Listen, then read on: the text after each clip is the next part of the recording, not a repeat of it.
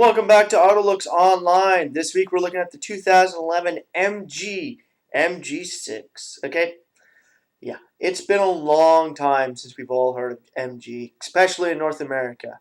Okay, for us, it's been since what? 80s? Over in Europe, close to a decade, but not as long. With new owners, with the Chinese taking over MG now, we're now starting to see what the Chinese have seen all along. They had a great name, some decent looking designs, but unfortunately, MG didn't learn fast enough that you can't work off those great looking designs for over a decade, especially when it comes to sedans. Sedans, you got to change every 5 years or less. Now, look at the Ford Fusion. We're on an update of the design already. It's been out for what? 5 years? Now, come on. You update it that quick? MG? Remember the old sedans I had? They didn't update them that quick. The MG G-Power, two-door coupe. Nice looking car, but dated design, dated platform. Now, with new owners of the Chinese right now, MG is starting to make a comeback. The Rover name is, well, sort of comeback in China with the Rover Rowe, R-O-W-E. Look for it online. Neat looking vehicle, but it still hasn't made its way everywhere else. Now, the new MG MG6, European, yeah, not just Chinese, European. We ain't going to be getting it over here in North America, unfortunately. I know we all would like to see MG come back, but hey, they're going to make a face for themselves back in their homeland before they ever consider moving on to the rest of the world.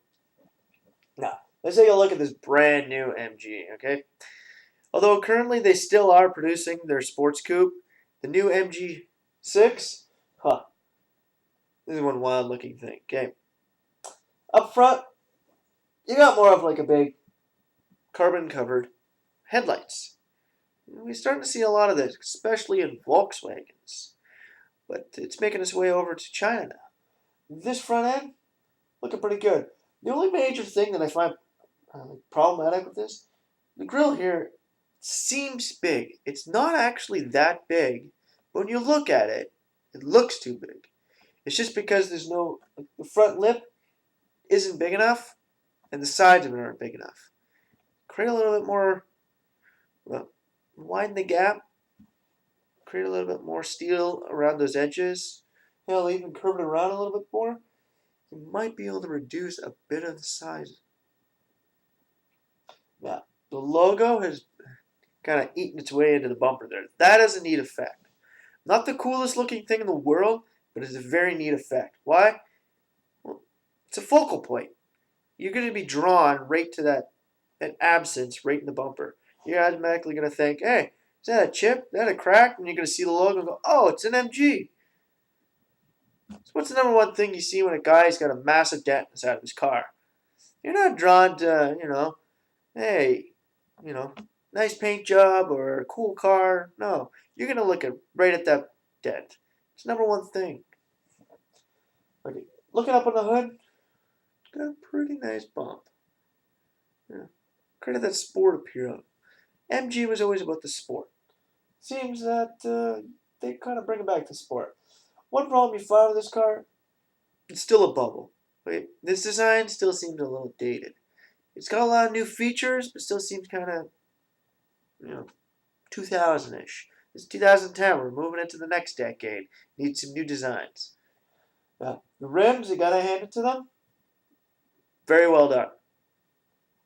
Those 5-point rims, okay, you may see them on a lot of other different vehicles, but on this vehicle, works perfectly, okay? I gotta give you a 10 out of 10 on rims for this thing. Superb. Now, moving along to the side of this vehicle, plain, but it works. Doesn't need a lot of features. This design is all about smooth curves, nice lines, okay? You add in some air ducts or something, you're just gonna interrupt the flow of the design.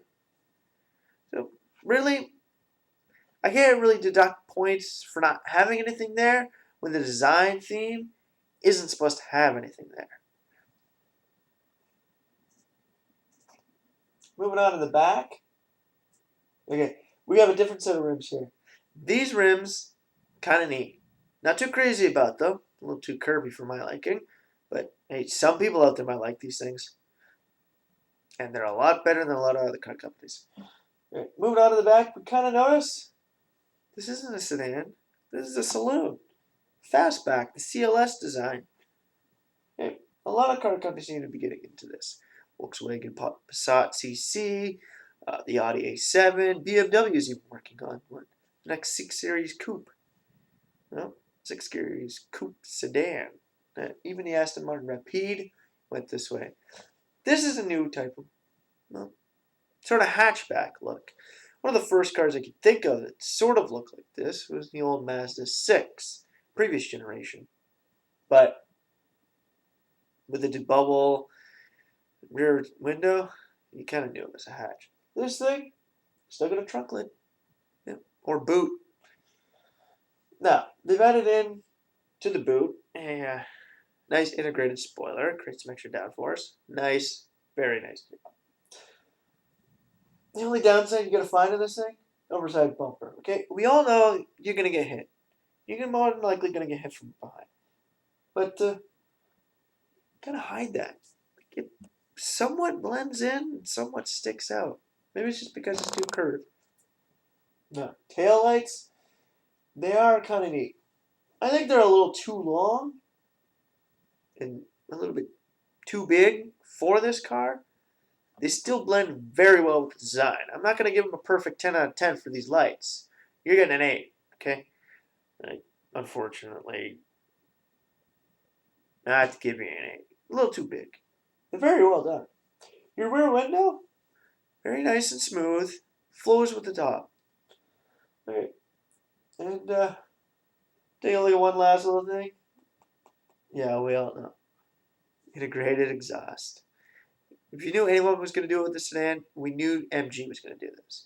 The only downside to where this is, it makes something come out of the rear bumper, okay? They should have kind of made it part of the bumper, not extruded it from the rear end. Overall, I'm giving this car an 8 out of 10. Why? Yeah, the design may seem dated, the platform may seem dated. You know what? MG is all about sport, and they grab it in every aspect of this car. Everything about this just screams, you need to go fast. You need to have fun. You're going to have fun on the back roads of England. Back roads, well, anywhere. Flying down a hill in Switzerland. You're going to have fun on this thing. Unfortunately for myself, I won't be able to get one here. But hey, maybe someday we can. This is Jay saying for Auto Looks this week. It's nice to see the Chinese are bringing back some great British vehicles.